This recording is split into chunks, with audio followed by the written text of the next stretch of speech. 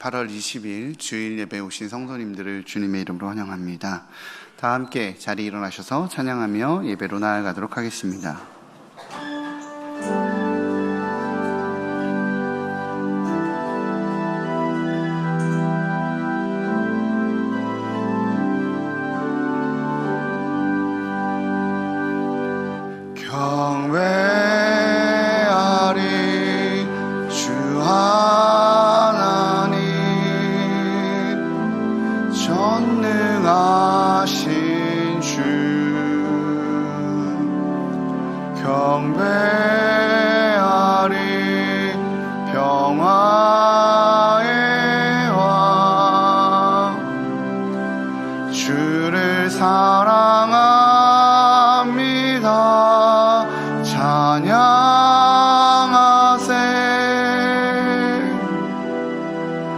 누가 주와 같으리.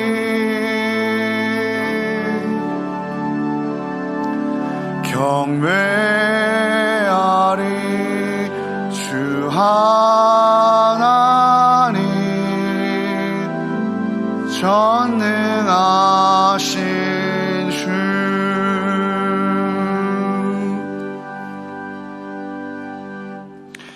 여호와의 집, 우리 여호와의 성전, 곧 우리 하나님의 성전들에 서 있는 너희여, 여호와를 찬송하라. 여호와는 선하시며 그의 이름이 아름다우니 그의 이름을 찬양하라. 여호와께서 자기를 위하여 야곱 곧 이스라엘을 자기의 특별한 소유로 택하셨음이로다. 아멘. 자비와 사랑이 많으신 하나님 아버지, 예수님의 십자가 보혈로 저희의 모든 죄를 정결하게 씻어주시고 하나님의 자녀로 삼아주신 은혜에 감사를 드립니다. 아버지가 그 아들과 사랑함과 같이 신랑이 자기의 신부를 기뻐함과 같이 하나님은 매일 순간 저희를 사랑하여 주시고 아끼시며 보호해 주셨나이다.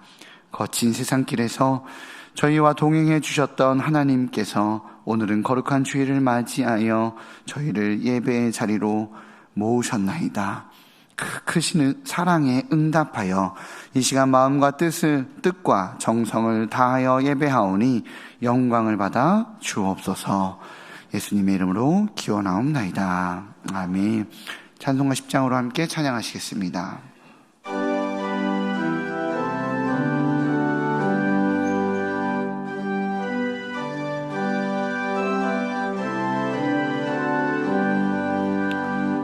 전능왕 오셔서 주 이름 찬송케 하옵소서.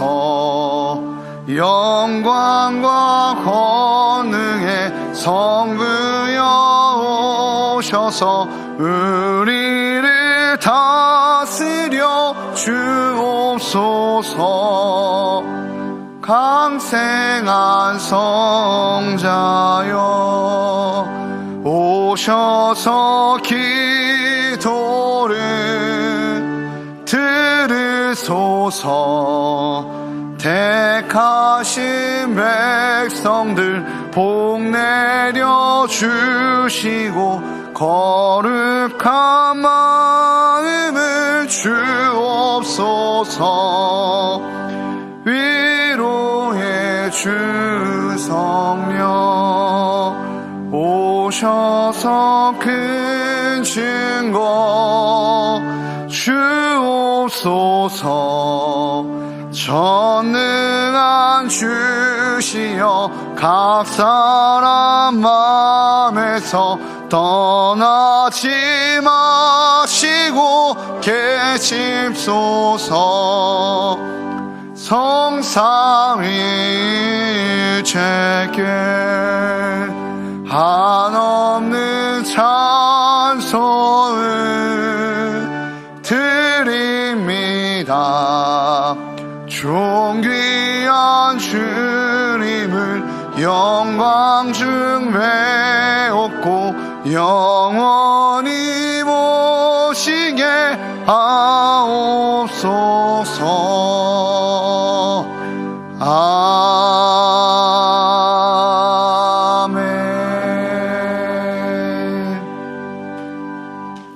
자리에 앉으신 후에 성시를 교독하겠습니다. 성시 교독문은 시편 2편입니다. 네, 주보 1면이나 앞에 있는 화면을 참고해 주시기 바랍니다. 어찌하여 이방 나라들이 분노하며 민족들이 헛된 일을 꾸미는가? 여호와와 그의 기름 부음 받은 자를 대적하며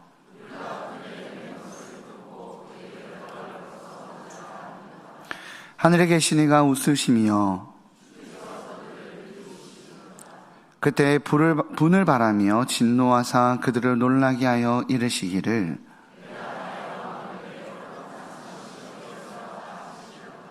내가 여호와의 명령을 전하노라. 여호와께서 내게 이르시되 내게 구하라. 내가 이방 나라를 내 유업으로 주리니 내 소유가 땅끝까지 이르리로다. 아멘. 다 같이 기도하시겠습니다.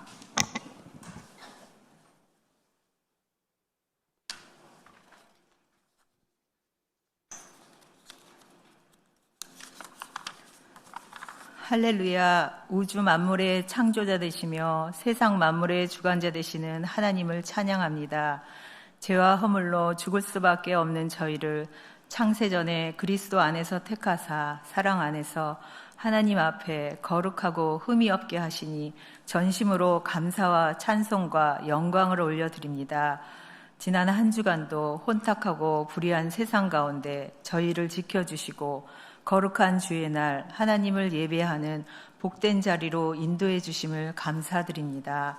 사랑과 긍휼이 풍성하신 하나님, 저희 믿음의 연약함을 고백합니다.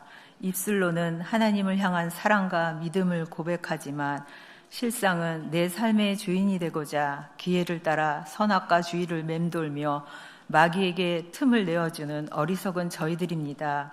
하나님, 저희 믿음의 연약함을 회개하오니 죄에 빠지지 않도록 성령의 충만함으로 깨어 기도하게 하시고 모든 시험을 이기시고 죄에서 우리를 구원하신 예수 그리스도의 십자가로 승리하는 삶을 살게 하여 주시옵소서. 나라를 위해 기도합니다. 동성애로 하나님의 창조 질서를 어지럽히며 정치, 사회적 불신과 분열, 부정부패, 자살과 살인, 마약, 갈수록 어려워지는 경제살림, 거룩하신 하나님, 이 어둡고 혼탁한 나라에 예수 그리스도의 보혈을 덮어 주시옵소서. 이 땅에 진정 하나님 나라가 회복되게 하셔서 오직 하나님의 진리와 공의, 정직과 신뢰로 다스려지는 거룩한 나라 되게 하옵소서. 오늘도 열악한 사역 환경 속에서 복음 전하시는 선교사님들의 건강과 안전을 지켜주시고 뿌려진 복음의 씨앗들이 귀한 생명 구원의 열매를 맺어 하나님께 영광과 찬송이 되게 하옵소서. 내일부터 시작되는 다니엘 새벽 기도회에 많은 성도들이 함께할 수 있도록 무디어지고 무기력해진 우리의 영과 육을 깨워 주시옵소서. 우리를 향하신 하나님의 깊은 사랑과 임재하심을 경험하는 귀한 시간이 되어 예배가 풍성해지고 기도가 충만해지는 교회의 공동체 되게 하옵소서. 상한 심령으로, 육신의 질병으로, 재정으로, 또한 삶의 여러 어려움 가운데 있는 성도들을 친히 만나 주셔서 견딜 힘을 주시고 위로와 회복과 평강의 삶으로 인도해 주시옵소서. 말씀을 전하실 구영철 담임 목사님께 영육간의 강건함과 성령으로 충만케 하시고 맡겨주신 사역 기쁨으로 감당할 수 있도록 날마다 새 힘과 능력을 더하여 주시옵소서. 말씀이 우리 가운데 선포되어질 때 깨닫는 마음을 주시어 겸손하게 하나님의 말씀을 받으며 성령의 인도하심을 따라 말씀대로 살아가는 지혜로운 성도들 되게 하옵소서. 하나님을 향한 사랑과 감사의 마음을 찬양으로 올려드리는 시온 찬양대의 찬양을 기쁘게 받아주시고 예배를 위해 섬기는 모든 손길 위에 하나님의 크신 은혜가 넘치도록 부어지길 기도합니다. 감사드리며 길이요 진리요 생명 되시는 예수 그리스도의 이름으로 기도합니다. 아멘.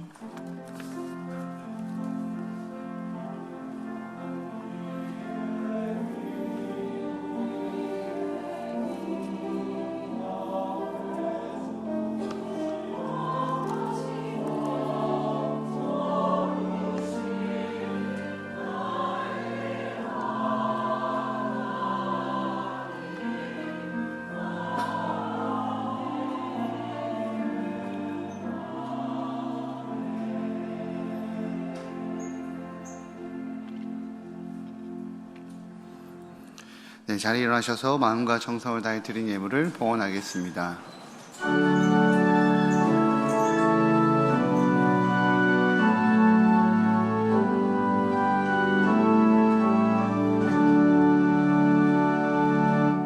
내게 있는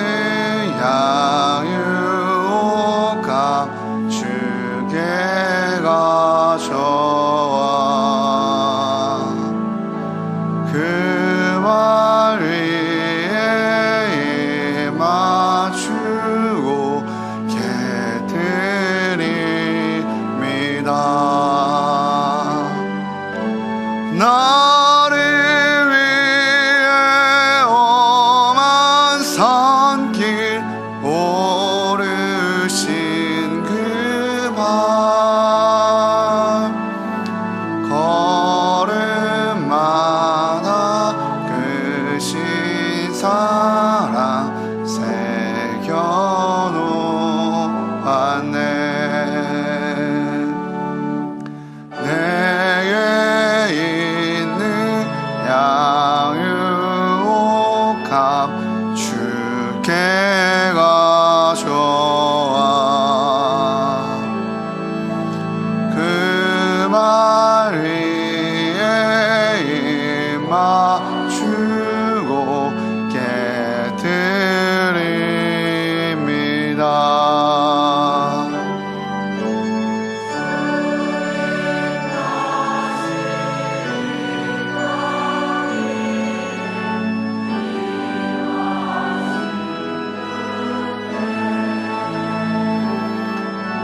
주의 크신 사랑으로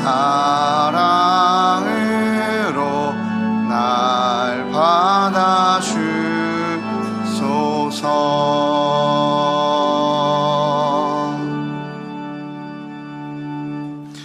자비와 은혜가 풍성하신 하나님 아버지, 저희를 십자가의 은혜로 구원해 주시고 거룩하게 하신 하나님의 은혜에 감사를 드립니다. 주님께서 저희를 위해 자신을 희생하셨음에도 저희는 여전히 옛사람의 모습으로 머물러 있는 죄악을 고백합니다. 경건의 모양은 있으나 능력은 없고 사랑을 말하나 환난을 견디고 십자가를 지는 인내는 없었음을 고백합니다. 이런 저희가 주님을 더욱 사랑하고 닮아가는 은혜의 삶이 될 수 있도록 예배를 통해 하늘의 은혜를 내려 주옵소서. 저희를 향한 주님의 사랑으로 말미암아 삶의 모든 환난 속에서도 건강하게 설 수 있음을 고백합니다. 그러하기에 저희의 모든 것이 주님의 것이며 주님께로부터 왔음을 인정합니다. 그 믿음으로 11조와 감사의 예물을 드립니다. 주님 앞에 작은 것을 넘어 전부를 드리는 은혜까지 인도하여 주옵소서. 또한 주님의 마음을 알기에 열방과 다음 세대를 향한 예물을 드립니다. 주님의 큰 사랑을 배워가며 주님의 빛으로 살아가게 하여 주옵소서. 또한 함께 예배하지 못하는 성도들을 위해 기도합니다. 나라의 부름을 받고 길을 나선 저희 자녀들을 주님의 팔로 안아 주셔서 안전한 시간이 되도록 지켜 주옵소서. 또한 병상에서 신음하는 성도들에게 찾아가셔서 손붙들고 치유하시는 은혜를 더하여 주옵소서. 삶의 자리에서 예배하며 주님과 동행하는 일산 충신의 모든 성도들에게 주님을 향한 갈망이 차고 넘치도록 은혜 베풀어 주옵소서. 이 모든 말씀 저희를 거룩해 하기 위하여 자신을 내어주신 예수 그리스도의 이름으로 기도합니다. 아멘. 자리에 앉으시겠습니다.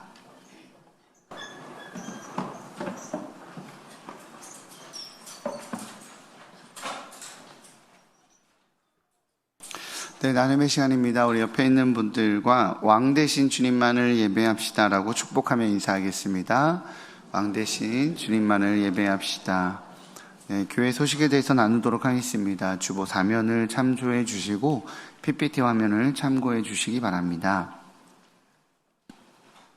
다니엘 특별 새벽 기도회가 8월 21일 월요일부터 26일 토요일까지 부르심의 한 소망이라는 주제로 진행됩니다. 기도로 준비하시고 많이 참석해 주시기 바랍니다. 자세한 내용은 주보 2면을 참조해 주시기 바랍니다. 더웨이 기도 모임이 이번 주 화요일 22일 오전 10시 30분에 청소년센터 3층 생명관에서 진행됩니다. VIP들을 위한 기도의 자리에 많은 참석과 관심 부탁드리겠습니다. 다락방 개강 예배가 8월 25일 오전 10시 30분에 본관 3층 사항관에서 진행됩니다. 다락방을 예배로 시작하시기 바랍니다. 2학기 예수제자학교 신청을 받습니다. 사무실이나 홈페이지를 통해 9월 3일까지 신청해 주시기 바랍니다. 자세한 사항은 간지를 참조해 주시기 바랍니다. 2학기 쉐마학교가 시작됩니다. 자녀들과 함께 쉐마학교를 통해 말씀을 나누고자 하는 학부모님들을 초대하니까요. 자세한 내용을 주보 이면을 참조하셔서 참석해 주시기 바랍니다. 다락방 모임을 교회에서 진행하기 원하시는 다락방에서는 2층 사무실과 홈페이지 하단에 있는 다락방 장소 사용 신청서를 통해 신청해 주시기 바랍니다. 8월 23일까지 신청해 주시면 저희가 정리하여 배정해 드리도록 하겠습니다. 신청이 없는 이전 다락방 장소는 자동 삭제됩니다. 새가족 등록 신청을 받습니다. 교회 등록하셔서 행복한 신앙생활 하시기 바랍니다. 등록은 예배 후 2층 나눔의 방에서 해주시기 바랍니다. 성도님들을 위해 메추리알이 기증되었습니다. 예배 후에 받아가시기 바랍니다. 오늘 하나님께서 우리에게 허락하신 말씀입니다. 예레미야서 23장 1절에서 8절까지입니다. 예레미야서 23장 1절에서 8절까지 구약성경 1086면에 있습니다. 다 찾으신 줄 알고 봉독하도록 하겠습니다. 여호와의 말씀이니라. 내 목장의 양떼를 멸하며 흩어지게 하는 목자에게 화 있으리라. 그러므로 이스라엘의 하나님 여호와께서 내 백성을 기르는 목자에게 이와 같이 말씀하시니라. 너희가 내 양떼를 흩으며 그것을 몰아내고 돌보지 아니하였도다. 보라, 내가 너희의 악행 때문에 너희에게 보응하리라. 여호와의 말씀이니라. 내가 내 양떼에 남은 것을 그 몰려갔던 모든 지방에서 모아 다시 그 우리로 돌아오게 하리니 그들의 생육이 번성할 것이며 내가 그들을 기르는 목자들을 그들 위에 세우리니 그들이 다시는 두려워하거나 놀라거나 잃어버리지 아니하리라. 여호와의 말씀이니라. 여호와의 말씀이니라. 보라, 때가 이르리니 내가 다윗에게 한 의로운 가지를 일으킬 것이라. 그가 왕이 되어 지혜롭게 다스리며 세상에서 정의와 공의를 행할 것이며 그의 날에 유다는 구원을 받겠고 이스라엘은 평안히 살 것이며 그의 이름은 여호와 우리의 공의라 일컬음을 받으리라. 그러므로 여호와의 말씀이니라. 보라, 날이 이르리니 그들이 다시는 이스라엘 자손을 애굽 땅에서 인도하여 내신 여호와의 사심으로 맹세하지 아니하고 이스라엘 집 자손을 북쪽 땅 그 모든 쫓겨났던 나라에서 인도하여 내신 여호와의 사심으로 맹세할 것이며 그들이 자기 땅에 살리라 하시니라. 아멘. 시원찬양대 찬양 읽겠습니다.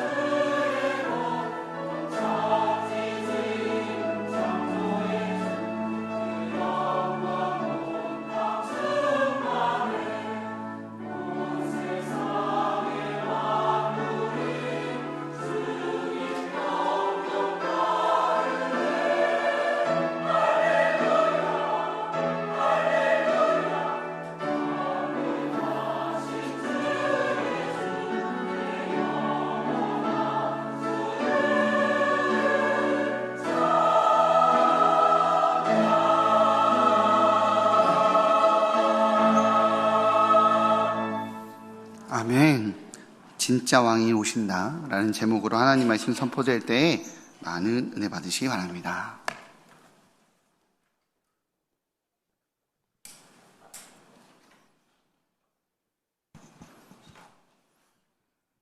여러분, 경술국치를 아십니까?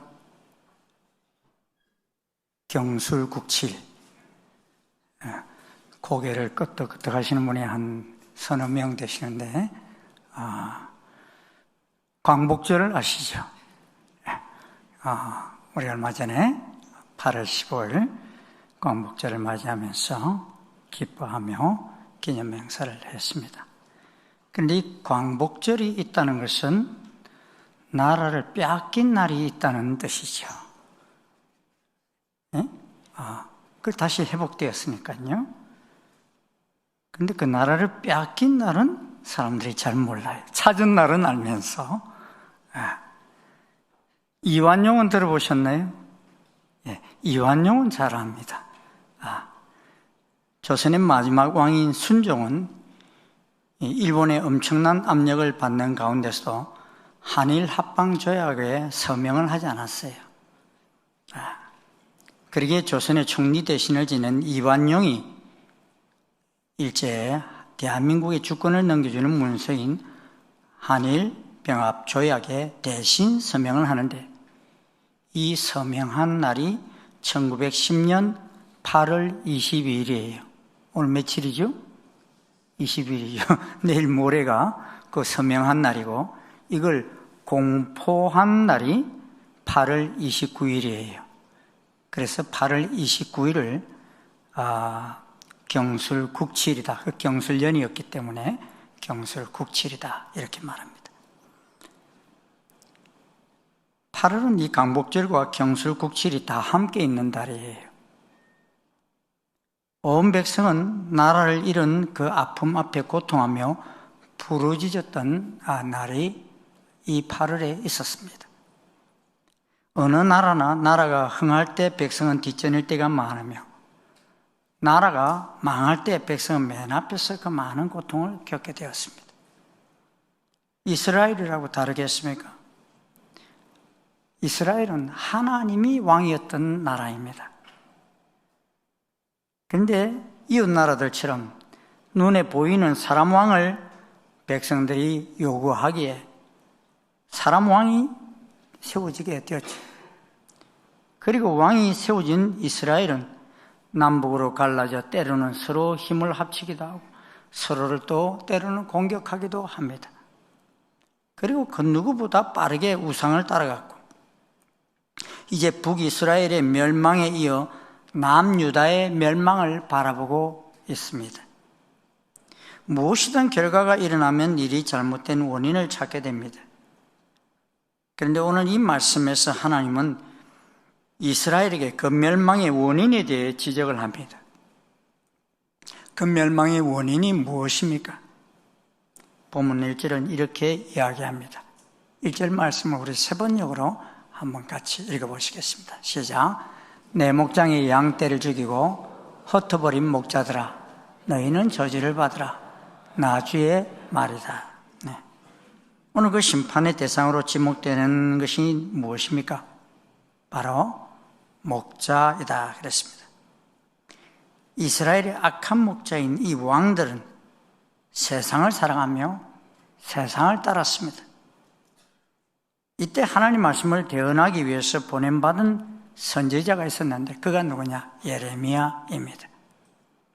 예레미야 선지자는 기원전 627년에 부름을 받고 예루살렘 함락 직후까지 하나님께서 맡기신 사명을 감당한 선지자입니다. 예레미야는 개혁자요, 성군인 요시야 왕 13년에 20살의 젊은 나이에 선지자로 부름을 받아 유다의 마지막 왕인 시드기야 왕까지 약 40년 동안 사역했습니다.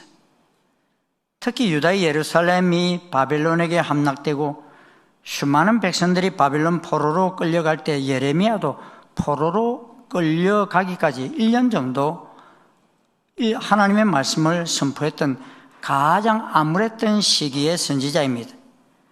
그러기에 예레미야가 경험했던 왕들이 참 많습니다. 요시야 왕 때부터 요아서, 요야김, 요야긴, 시드기야 이런 5 왕이나 거쳤던 선지자입니다. 예레미야는 요시야 왕 때 개혁운동에 참여한 이후로 시드기야 때 나라가 망하기까지 왕조 말기에 그들의 죄악을 지적하며 하나님의 심판을 외쳤던 선지자입니다. 예레미야 선지자가 심판을 외칠 때 유다 왕들이 어떻게 백성들을 다스렸는지 예레미야 21장, 22장에 그 선포 내용이 잘 기록되어 있습니다. 우리가 가지고 있는 이 성경 예레미야서에 있는 내용이 전체가 다 연대순으로 되어 있지는 않습니다. 21장엔 유다 왕조의 마지막 왕이 시드기야 왕에 대한 내용이 기록되어 있는데요. 22장에서는 이 시드기야 왕보다도 앞서 통치한 세 왕의 연대가 기록되어 있어요. 22장 10절에는 요아스 왕 때의 일이 기록되어 있고 22장 13절에는 요야김 때의 일이 기록되어 있고 22장 24절부터는 여호야긴 왕 때의 3년 10개월 동안 일이 기록되어 있습니다. 그런데 이 네 왕의 통치 시대는 한결같이 많은 문제를 가지고 있었습니다. 당시 유다 말기의 네 왕들의 통치 시대에는 불의와 불공평으로 연약한 백성들을 착취하고 억압하는 그런 시대였습니다. 우리는 요시야 왕을 잘 압니다. 요시야 왕은 8살의 젊은 나이에 왕이 되어 자기 아버지 아몬과 할아버지 므낫세가 뿌린 우상숭배 악을 제거하기 위해 마음을 다해 종교개혁을 했던 성군입니다. 퇴락한 성전을 수리하고 정결하게 청소하였다가 대제사장 hil기야에 의해서 발견된 율법책을 읽고서 10조의 죄악으로 인하여 하나님의 진노가 큼을 깨닫고 옷을 찢고 회개했던 왕입니다. 백성들은 성전 앞에 모여 율법책에 기록된 모든 우상들을 다 버리게 하는데 공헌했던 왕이 이 요시야 왕입니다. 할아버지 므낫세에 의해서 세워졌던 모든 우상과 산당을 헐고 우상재단의 제사장들을 다 죽이고 신접한 자와 박수와 드라빔과 우상과 그 모든 가증한 것을 다 제거했던 왕입니다. 그는 역사상 유례 없이 마음과 성품과 힘을 다하여 여호와를 향하여 모세의 모든 율법을 온전히 준행한 왕이었습니다. 그런데도 애굽 왕 바로느고가 이 요시야 왕 때 침공을 해오는데요, 그를 막다가 무기또 전투에서 전사하여 39살의 젊은 나이로 왕정을 마치게 됩니다. 여러분, 선한 왕 요시야를 이렇게 일찍 데려가신 거 이상하지 않습니까? 저도 왜 이렇게 일찍 순종 잘한 왕인데 일찍 데려가셨나? 이걸 좀 연구하기 위해서 찾아봤어요. 22장 10절에서 12절을 보면요, 예레미야 선지자는 유다 백성들에게 죽은 자를 위하여 울지 말고 잡혀간 자를 위하여 슬피 울라 이렇게 외치고 있습니다. 이 죽은 자는 성군 요시야 왕을 가리키고 잡혀간 자는 그의 뒤를 이은 넷째 아들 여호아스 왕을 가리킵니다. 그러니까 성군 요시야 왕이 전쟁에 나갔다가 전사한 것으로 인해서 울지 말고 그의 아들 여호아스가 포로로 끌려가서는 다시는 고국으로 돌아오지 못할 것을 울라는 것입니다. 여기서 예레미야서는 왜 성군 요시야 왕이 전사하게 되었는지, 또 여호아스가 애굽에 포로로 잡혀가서 돌아오지 못하게 될 것인지 그 이유에 대한 설명은 없습니다. 하지만 열왕기하 26장 36절과 32절을 보면 그 이유를 잘 말씀하고 있습니다. 열왕기하 23장 26절을 보면 이런 말씀이 기록되어 있습니다. 우리 한번 같이 읽어볼까요? 시작. 그러나 여호와께서 유다를 향하여 진노하신 그 크게 타오르는 진노를 돌이키지 아니하셨으니 이는 므낫세가 여호와를 경노케 한 그 모든 경노를 인함이라. 여러분, 이스라엘 왕 가운데, 이 유다 왕 가운데 가장 악하게 했던 왕이 어떤 왕인 줄 아세요? 이 므낫세 왕이 얼마나 악하게 했던지 모릅니다. 요시야 왕 치하의 유다 백성들은 비록 요시야의 명에 복종해서 이 므낫세 왕이 만들었던 그 모든 우상들을 회파하고 산당을 제거했습니다. 하지만 백성들의 마음은 우상 숭배로부터 하나님께로 온전히 돌아서지 않았습니다. 그 점을 우리는 요시야의 사후 백성들이 왕으로 삼은 여호아하스가 열조들의 악을 행했다는 지적에서 알 수 있습니다. 여호아하스가 그 열조의 모든 행위대로 여호와 보시기에 악을 행하였더니 라고 했습니다. 백성들이 진정으로 요시야 왕의 계획에 동참하여 우상 숭배를 버리고 하나님께로 마음을 돌이켰다면 그렇게 쉽게 적시 열조의 악을 쫓아가지 않았을 것입니다. 그런데 요시야 왕의 자식들과 백성들은 이 요시야 왕의 권세에 복종하여 겉으로는 우상을 버리고 산당을 헐었지만 마음은 전혀 우상으로부터 돌이키지 않았던 것입니다. 그래서 요시야 왕이 죽자마자 다시 바알과 아세라를 경배하고 하늘의 일일 성신들을 섬기고 하나님 성전에서 하나님이 아닌 우상들을 함께 경배했던 것입니다. 그리고 하나님 말씀하신 방식이 아닌 사람의 방식을 따라갔습니다. 그래서 하나님께서는 유다를 향한 진노를 돌이키지 아니했다라고 하시는 것입니다. 요시야 왕의 종교 계획에도 불구하고 백성들은 므낫세가 대대적으로 퍼뜨렸던 이 우상 숭배로부터 온전히 돌아서지 않았기에 하나님께서는 진노를 돌이키지 않으셨다는 것입니다. 그러기에 성군 요시야 왕의 죽음은 요시야 왕의 개인에 대한 진노라기보다는 유다 백성에 대한 진노였던 것입니다. 요시야 왕은 전사였지만 열조에게 돌아가 평안히 묘실에 들어가고 유다에 내리신 재앙을 보지 않게 하셨던 것입니다. 여러분 열왕기하 22장 20절에 이렇게 말씀합니다. 한번 같이 읽겠습니다. 시작. 그러므로 내가 너로 너의 조상들에게 돌아가서 평안히 묘실로 들어가게 하리니 내가 이곳에 내리는 모든 재앙을 네 눈이 보지 못하리라 하셨느니라 하니 사자들이 왕에게 보고하니라. 내가 너로 그랬는데 이 너가 누굽니까? 요시야 왕으로. 내가 너를 일찍 데려가는데 왜 데려가느냐? 이 땅에 내릴 진노를 너는 보지 않고 죽기를 원해서 내가 먼저 데려간다 하는 것입니다. 그리고 예레미야 선지자는 요시야 왕을 위하여 애가를 지었고 노래하는 남자와 여자는 요시야를 슬피 노래하였습니다. 그 부하들이 그의 병거에서 내리게 하고 그의 복음 병거에 태워 예루살렘에 이른 후에 그가 죽으니 그의 조상들이 묘실에 장사되었습니다. 온 유다와 예루살렘 사람들이 요시야를 슬퍼했습니다. 그러니까 당시 요시야 왕을 잃은 것에 대한 국민적인 슬픔이 대단한 것을 볼 수 있습니다. 성군 요시야 왕을 잃은 백성들의 슬픔은 참으로 컸습니다. 그러나 여호와 하나님께서는 예레미야 선지자를 통하여 유다 백성들에게 예고하기를 요시야 왕을 잃은 것으로 인하여 슬퍼하지 말고 여호아하스 왕이 포로로 끌려가 다시는 고국으로 돌아오지 못하게 될 일을 인하여 슬퍼하라 외치신 것입니다. 그리고 예레미야 예고대로 여호아하스는 불과 3개월 만에 애굽에 포로로 끌려가게 되어 다시는 돌아오지 못하게 되고 거기서 죽었던 것입니다. 이에 유다 백성들의 마음에 내재해 있던 열조의 모든 악을 끄집어내서 다시 거리로 치닫게 했던 자에게 임할 마땅한 심판이 있었습니다.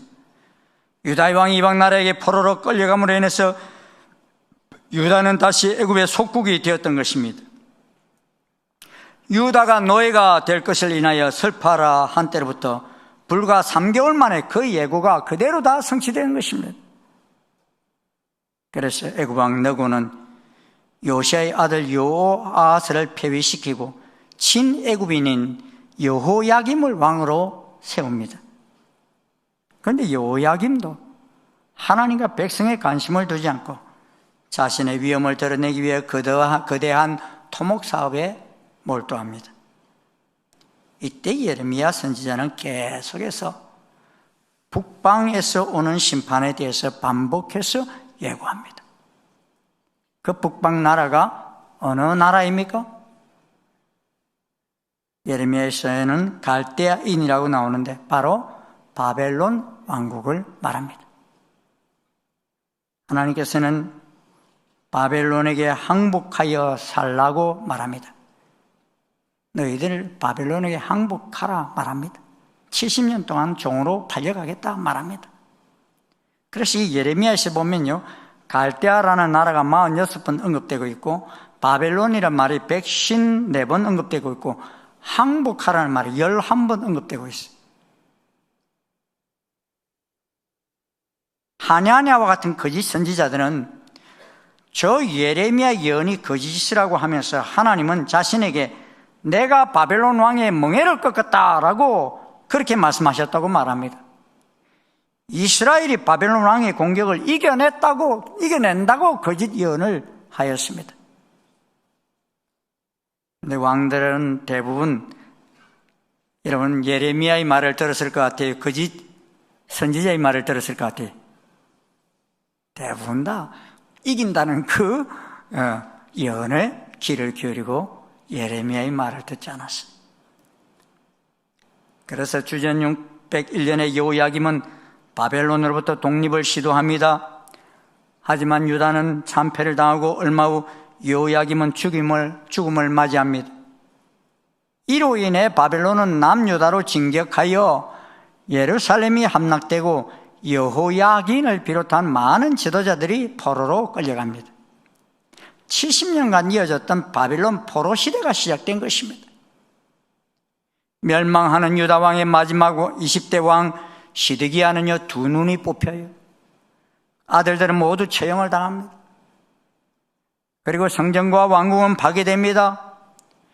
예루살렘에 거하던 많은 사람들은 바벨론으로 포로로 끌려갑니다. 이때 바벨론으로 잡혀갔던 사람 중에 우리가 잘 아는 사람이 있죠? 다니엘과 세 친구들, 그들도 이때 끌려가는 거예요. 그런데 이러한 때에 이스라엘 목자들이 행한 모습이 2절에 이렇게 기록되어 있습니다. 2절을 우리 한번 같이 읽겠습니다. 시작. 그러므로 이스라엘의 하나님 여호와께서 내 백성을 기르는 목자에게 이와 같이 말씀하시니라. 너희가 내 양떼를 흩으며 그것을 몰아내고 돌보지 아니하였도다. 보라, 내가 너희의 악행 때문에 너희에게 보응하리라. 여호와의 말씀이니라. 출애굽할 때 하나님의 법궤를 이스라엘 진 가운데 둠으로써 하나님의 임재 가운데 모여있던 이스라엘이 어느 틈엔가 하나님 중심적 삶에서 다 흩어져 버립니다. 하나님께로 돌이키라고 말하는 하나님의 선지자들을 도리어 핍박합니다. 이스라엘 지도자인 왕들은 하나님의 소리가 아니라 자신들의 귀에 달콤한 소리만 받아들입니다. 자기들이 잘 될 것이라고 말하는 거짓 선지자의 소리에만 귀를 기울입니다. 하나님과 우상을 함께 섬깁니다. 그들이 백성의 목자들이지만 백성을 돌보지 않았습니다. 예레미야 14장에 의하면 심판으로 가뭄이 임합니다. 귀인들도 물을 찾지 못하고 가축과 덜의 암사슴도 숨을 헐떡거리며 굶주립니다. 백성들은 이방인들에게 사로잡혀 가서 노락질을 당합니다. 살고 있던 땅에서 뽑혀서 머나먼 타국으로 한 번도 가보지 못한 땅으로 포로로 끌려갑니다. 말도 통하지 않는 이방 땅에서 백성들은 수치와 수모를 받으며 살아야 합니다. 바벨론 여러 강변에 앉아서 시온을 기억하며 웁니다. 그리고 이스라엘 백성들을 사로잡은 자가 노래를 청합니다. 기쁨을 청하고 자기들을 위하여 시온의 노래 중 하나를 노래하라고 요구합니다. 이스라엘 백성은 머나먼 타국에서 울부짖습니다. 양들은 어떤 목자를 만나는지가 참 중요합니다. 좋은 목자를 만난 양들은 늘 푸른 초장 쉴만한 물가로 인도를 받습니다. 때로는 늑대와 야생동물의 침을 받을지라도 목자는 지팡이와 막대기로 양을 지킵니다. 하지만 악한 목자를 만난 양들은 늑대의 밥이 됩니다. 생고생을 합니다. 무리를 벗어나 길을 잃어버립니다. 꼴을 먹지 못해 비쩍 마른 채로 죽어갑니다. 매일매일 야생동물의 공격에 무방비 상태로 노출되어 긴장을 하며 살아갑니다. 이런 악한 목자 밑에서 고생하고 수고한 이스라엘에게 하나님은 이어서 선포합니다. 진짜 왕, 선한 목자를 내가 보내겠다고요. 본문 3절과 4절에 이렇게 말씀합니다. 같이 한번 읽겠습니다. 시작. 내가 내 양떼의 남은 것을 그 몰려갔던 모든 지방에서 모아 다시 그 우리로 돌아오게 하리니 그들의 생육이 번성할 것이며 내가 그들을 기르는 목자들을 그들 위에 세우리니 그들이 다시는 두려워하거나 놀라거나 잃어버리지 아니하리라. 여호와의 말씀이니라. 하나님이 보내신 참 목자는 오셔서 잃어버리고 흩어진 그 양떼를 다시 모읍니다. 심지어 그 양떼가 북쪽 땅 그 모든 쫓겨났던 나라에서 인도하여 다시 가나안에 살게 하겠다 하십니다. 그리고 하나님이 선포하십니다. 다시는 두려워하거나 놀라거나 잃어버리지 아니하리라. 하나님의 이 고백은 그 당시 일부 이루어졌고 지금도 이루어져 가고 있습니다. 지금 예레미야는 눈앞에서 남유다의 멸망을 바라보고 있습니다. 하지만 하나님의 눈에는 이 절망을 넘어서 진짜 왕, 진짜 목자를 통해 새롭게 회복될 이스라엘을 바라보고 있습니다. 주전 538년 바사왕 고레스는 칙령을 내립니다. 사로잡혀갔던 모든 자들이 70년 만에 이스라엘로 돌아갈 수 있도록 길을 열어줍니다. 목자를 잃은 양들이 수차례에 걸쳐 사로잡혀 바빌론 열방으로 떠났지만 새로운 시작으로 말미암아 수차례에 걸쳐서 잃어버린 양떼들은 다시 하나님의 땅 가나안으로 예루살렘으로 돌아옵니다. 이 돌아옴에 대해 하나님은 예레미야에게 두 번째 출애굽으로 이야기합니다. 우리 같이 7절 8절을 한번 같이 읽어보시겠습니다. 시작. 그러므로 여호와의 말씀이니라. 보라, 날이 이르리니 그들이 다시는 이스라엘 자손을 애굽 땅에서 인도하여 내신 여호와의 사심으로 맹세하지 아니하고 이스라엘 집 자손을 북쪽 땅 그 모든 쫓겨났던 나라에서 인도하여 내신 여호와의 사심으로 맹세할 것이며 그들이 자기 땅에 살리라 하시니라. 새로운 목자를 내실 하나님의 시작입니다.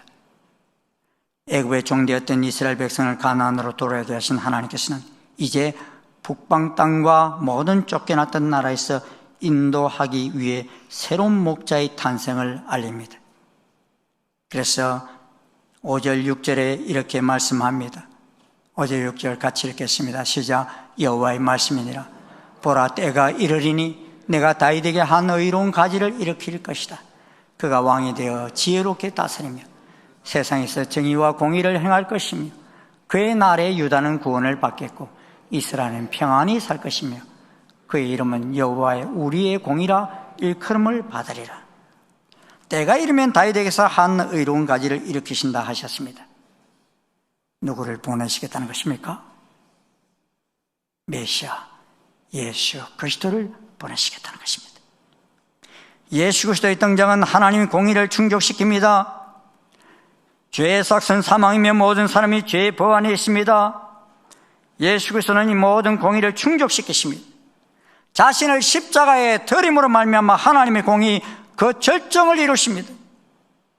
유다는 구원을 받고 이스라엘은 평안을 누리게 됩니다. 이 일은 초림, 예수님의 초림으로 이루어졌습니다. 그런데 4절 하반절을 보면 그들이 다시는 두려워하거나 놀라거나 잃어버리지 아니하리라 여호와의 말씀이니라 하셨습니다. 이 말씀은 예수님의 초림으로 완성되지 않았습니다. 그런데 예수님의 재림으로 이루어질 일입니다. 그래서 지금 북방뿐만 아니라 그 모든 쫓겨났던 나라에서 이스라엘로 몰려들고 있습니다. 이 4절 하반절의 말씀이 성취를 향하여 나아가고 있는 것입니다. 여호와의 사심으로 맹세한 8절의 말씀이 지금 우리들이 살아가고 있는 이 시대에 성취되고 있는 것입니다. 그들이 자기 땅에서 살리라 하셨는데 자기 땅이 어디입니까? 바로 아브라함에게 약속해 주셨던 그 가나안입니다. 이스라엘 땅입니다. 예루살렘입니다. 이제 선한 목자 되시는 예수님이 재림하실 때 다시는 그 땅에서 쫓겨나지 아니할 것이고 다시는 두려워하거나 놀라거나 잃어버리지 아니할 것이다 말씀합니다. 여호와의 말씀입니다. 이 선한 목자는 바로 예수 그리스도입니다. 바벨론 앞에서 바람 앞에 등불처럼 있는 그 상황 속에서 하나님은 그럼에도 흔들리지 않는 소망을 말씀합니다. 악한 목자들 때문에 양떼들이 흩어지고 죽어가는 상황 속에서 하나님은 진짜 목자요 진짜 왕인 예수 그리스도를 보내실 것을 언약합니다. 그 예수 그리스도는 어떠합니까? 요한복음 10장 11절에 예수님은 이렇게 선포합니다. 나는 선한 목자라. 선한 목자는 양들을 위하여 목숨을 버리거니와. 목자가 없어 유리하는 양들을 불쌍히 여겨 선한 목자가 되셔서 이 땅에 오셨고 양들을 해치려는 이리와 늑대에 맞습니다.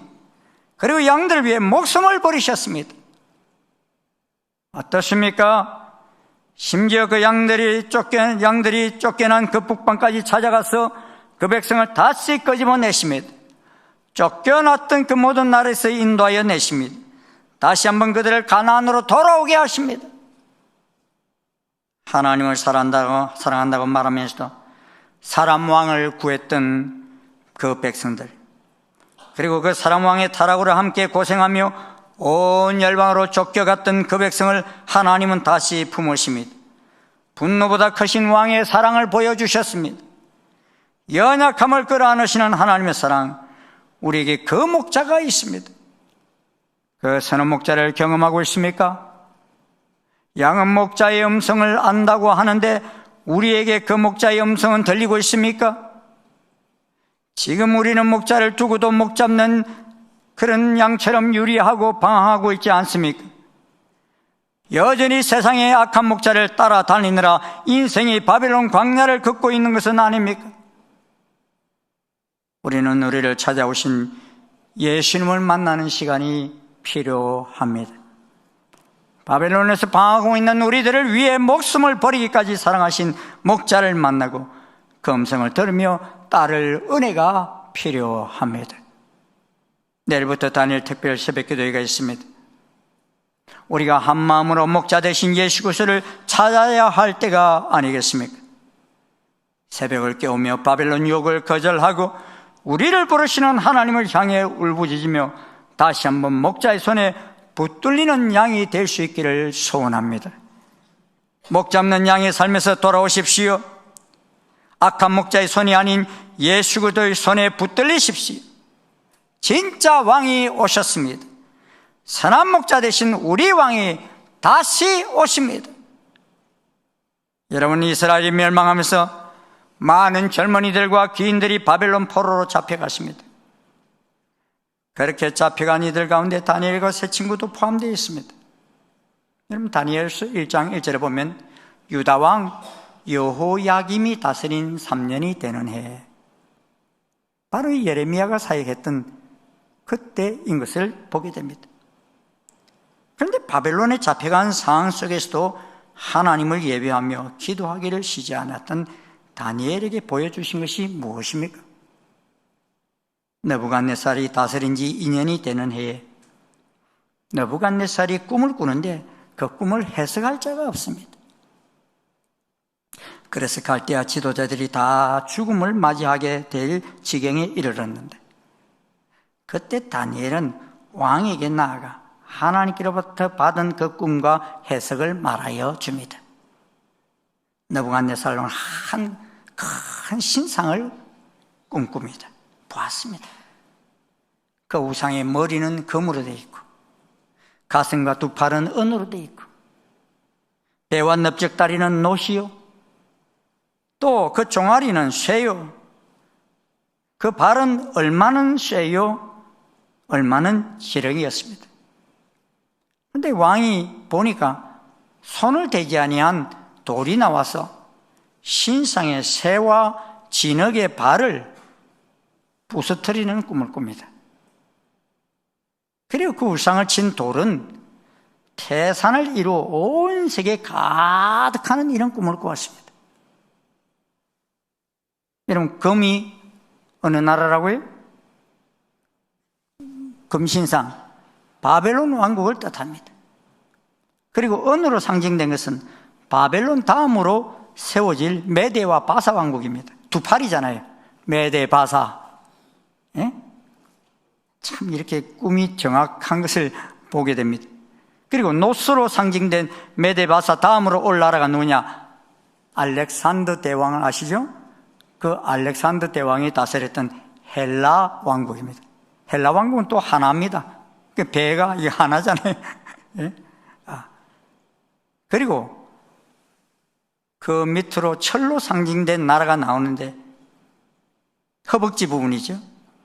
종아리 부분. 이게 어느 나라라고 그랬어요? 로마 제국이라고 그랬어요. 여러분, 예수님이 어느 시대에 오셨죠? 초림 예수님이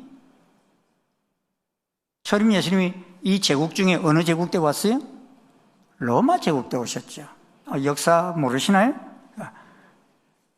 예수님은 로마 제국 때 오셨어요. 그런데 이 검은 노철이 다 무엇을 상징하느냐?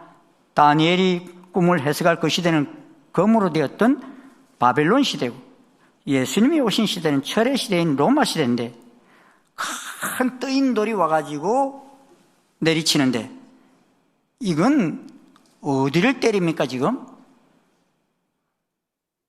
발을 때려요. 그런데 발은 무엇으로 구성됐다고 그랬어요? 철과 진흙으로 구성됐다고 그랬어요. 아까 여러분 철은 어느 나라라고 그랬어요? 로마라고 그랬죠. 그런데 마지막 구성된 나라는 철과 진흙으로 구성된 10발가락이 있는 그런 나라예요. 그런데 이 뜨인 돌이 무엇을 상징하느냐? 이 뜨인 돌은 바로 재림하실 예수님을 상징하는 것입니다. 여러분, 로마가 지금 살아있습니까? 로마 제국은 다 사라졌어요. 그런데 마지막 등장할 나라가 무엇과 연관이 됐어요? 로마라는 말과 로마 제국과 연관이 되어질 것을 우리는 내다볼 수 있어요. 왜요? 철과 진흙으로 된 나라. 여러분, 오늘 이 시대에 로마라는 이름이 들어간 나라가 있을까요? 없을까요? 있습니다. 여러분, 우리나라에도 대사관이 있어요. 전 세계 수백 개 대사관이 있습니다. 수수께끼로 여러분한테 숙제를 내드립니다. 그 나라가 될지는 모르겠지만은 분명한 것은 철과 진흙이 섞인 그때의 뜨인 돌이 와서 다 흩어버리겠다 그랬어요. 주의 복음이 온 세상에 퍼져갈 것을 말씀하고 있습니다.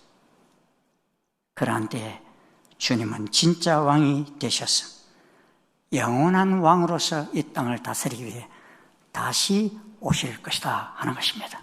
할렐루야. 여러분, 그 왕을 기다리고 계십니까? 주님은 이 보여준 환상대로, 그때는 바벨론 왕국이었지만, 금신상 시대였지만은 다 역사 속에서 이루셨습니다. 그리고 지금 이루어가고 계십니다.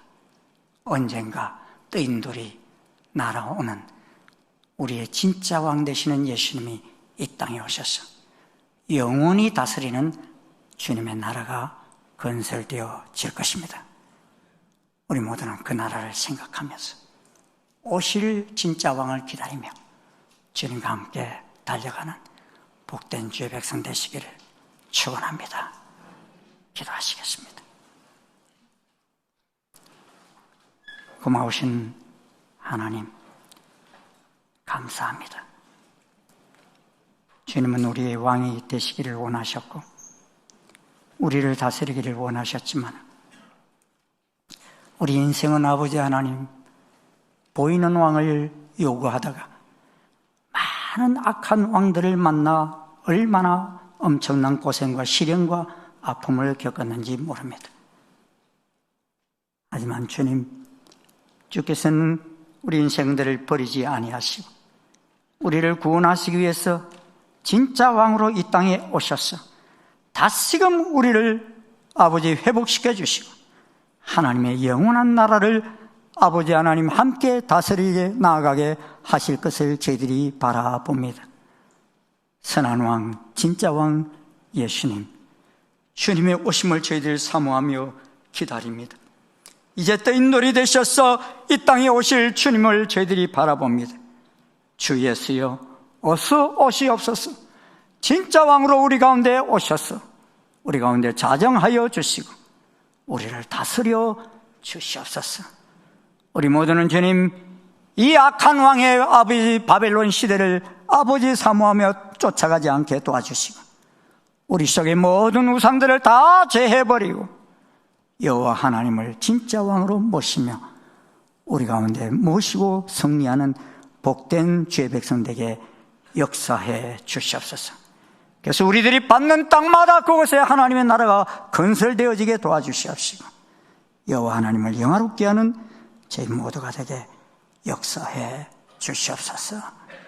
예수님 이름으로 기도드리옵나이다. 아멘. 다 자리에서 일어나셔서 569장 찬송 함께 부르시겠습니다.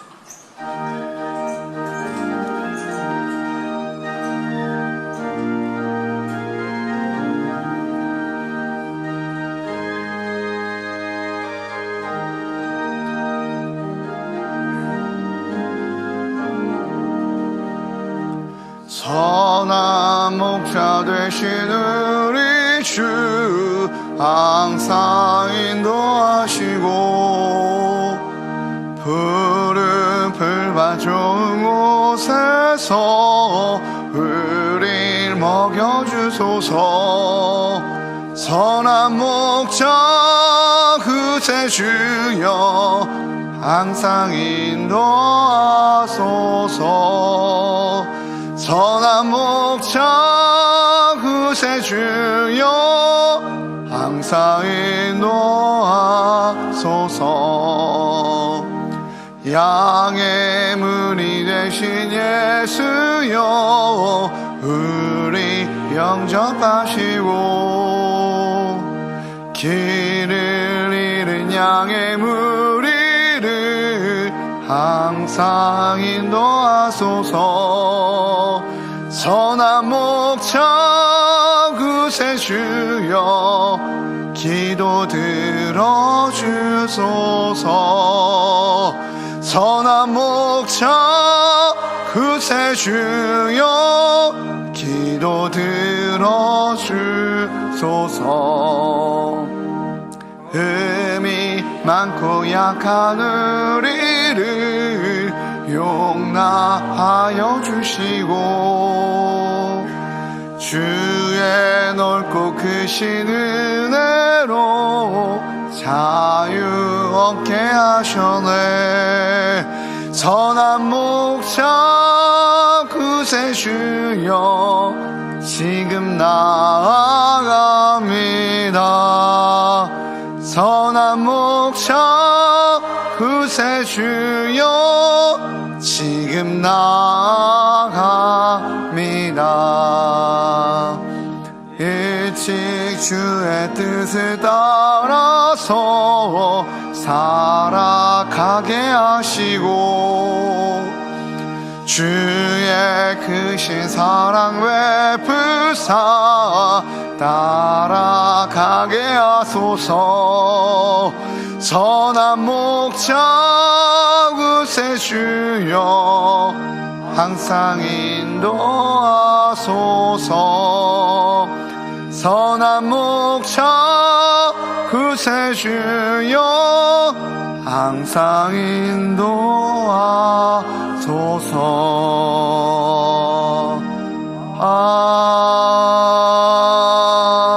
아멘.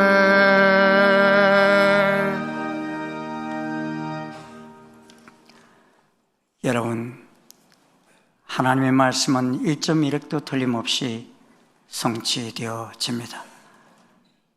이 땅에 초림하신 예수님 다시 선한 왕으로 우리 가운데 오시겠다 하셨는데 주님은 반드시 다시 오십니다. 우리는 우리에게 말씀하신 이 귀한 비밀을 잊어버리지 말고 주의 말씀을 더 깊이 사모하며 주님의 오실 그날을 바라보며 선한 왕을 따르는 우리 모두가 되어 하나님의 나라를 아름답게 건설해가는 복된 이 시대에 하나님의 백성들이 될 수 있기를 소원합니다. 지금은 다시 선한 왕으로 우리 가운데 오실 진짜 왕 예수 그리스도의 크신 은혜와 하나님 아버지 지극하신 사랑과 성령님의 교통 역사 인도하심이 진짜 왕 예수 그리스도 그분이 오실 것을 기다리며 이 땅에서 주님과 함께 하나님의 나라를 아름답게 건설해 가기를 소원하며 나아가는 아버지 모든 주의 자녀들 머리 위에 지금부터 영원토록 함께 하옵시기를 간절히 축원하옵나이다. 아멘.